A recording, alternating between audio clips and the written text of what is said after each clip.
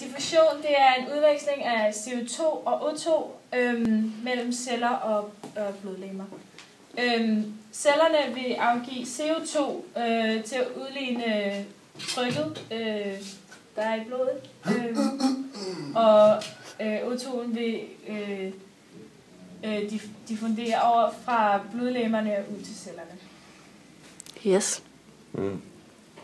Hej. Okay. Osmose, ja. Det er diffusion bare med vand. Der er sådan en her membran rundt om alle celler.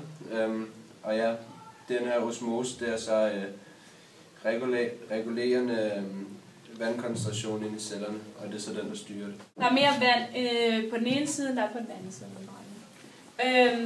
Det, de gerne vil have, det er, jamen, at der skal være lige meget vand på hver side, altså de udligner trykket.